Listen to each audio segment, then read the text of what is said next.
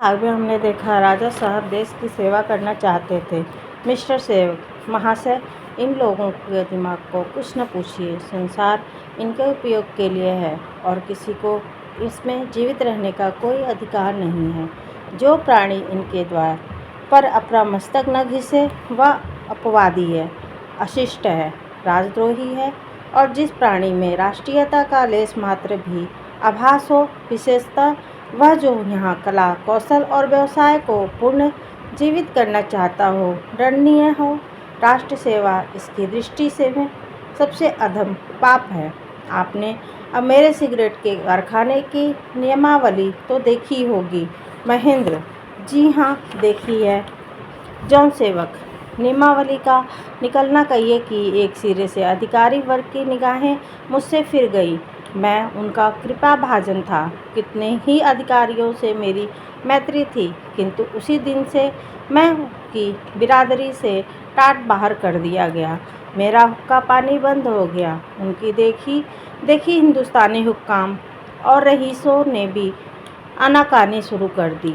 अब मैं उन लोगों की दृष्टि में शैतान से भी ज़्यादा भयंकर हूँ। इतनी लंबी भूमिका के बाद जॉन सेवक अपने मतलब पे आए। बहुत सकुचाते हुए अपना उद्देश्य प्रकट किया। राजा साहब मानव चरित्र के ज्ञाता थे, बने हुए तिलकधारियों को खूब पहचानते थे। उन्हें मुगालता देना आसान न था, किंतु समस्या ऐसी आ पड़ी थी, उन्हें धर्म रक्षा के हेतु अविचार की शरण लेनी पड़ी। किसी दूसरे अवसर पर वह इस प्रस्ताव की ओर आंख उठाकर भी न देखते। एक दिन दुर्लभ अंधे की भूमि को जो उसने जीवन के एकमात्र अधिकार हो, उसके कब्जे से निकलकर एक व्यवसायी को दे देना उनके सिद्धांत के विरुद्ध था।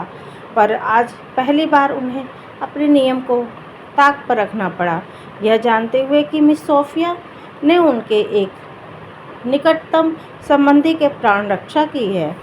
यह जानते हुए कि जॉन सेवक के साथ सद्व्यवहार करना कुंवर भरत सिंह को एक भारी ऋण मुक्त कर देगा, वह इस प्रस्ताव की अवहेलना न कर सकते थे। कृतज्ञा हमसे वह सब कुछ करा लेती जो नियम की दृष्टि से त्याज्य है। यह वह चक्की है जो हमारे सिद्धांतों और नियम को पीस डालती है। आदमी जितना ही निष्पृह होता है, उपकार का बोझ उससे उतना ही असह्य होता है। राजा साहब ने इस मामले को जॉन सेवक की इच्छा अनुसार तय कर देने का वचन दिया और मिस्टर सेवक की सफलता फूले हुए घर आए। स्त्री ने कहा, क्या तय कर आए जॉन सेवक? वही जो तय करने गया था। स्त्री, शुक्र है, मुझे आशा न थी। जॉन सेवक, यह सब सोफी के एहसान की बरकत है, नहीं तो वह महाशय सीधे मुंह से बात करने वाले न थे। यह उसी के आत्मसमर्पण की शक्ति है जिसने महेंद्र सिंह जैसे अभिमानी और बेमुरवत आदमी को नीचा दिखा दिया। ऐसे तपाक से मिले मानो मैं उनका पुराना दोस्त हूँ। यह असाध्य कार्य था और सफलता के लिए मैं सोफी का आभारी हूँ। मिसेस सेवक, तो तुम जाकर उसे लिवा लाओ। मैं तो मना ही किया था। मुझे ऐसी बातें क्यों बार बार सुनाते हो? मैं तो अगर प्यासी मरती भी रहूँगी तो उससे पानी न पी मांगूंगी। मुझे ललो चप्पो नहीं करने आती। जो मन में है वही मुख पे है।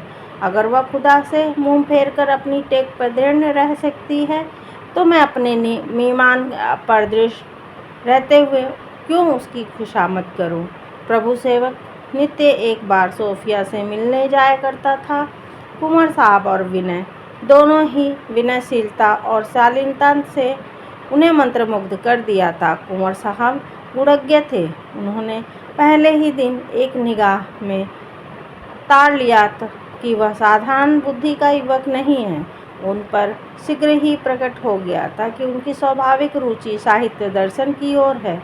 वाणिज्य और वह प्रभु सेवक के प्राय साहित्य और काव्य आदि विषयों पर वार्तालाप किया करते थे। वह उसकी प्रवृत्तियों को राष्ट्रीयता के भाव से अलंकृत कर देना में चाहते थे। प्रभु सेवक को भी ज्ञात हो गया कि वह महाशय काव्य कला के मर्मज्ञ हैं। इनसे उसे वह स्नेह हो गया था जो कवियों की रसिक जनों से हुआ करता था। उसने इन्हें कई काव्य रचनाएं सुनाई थी। उदार अभ्यर्थनाओं से उस पर एक नशा सा छाया रहता था। वह हर वक्त रचना विचार में निमग्न रहता।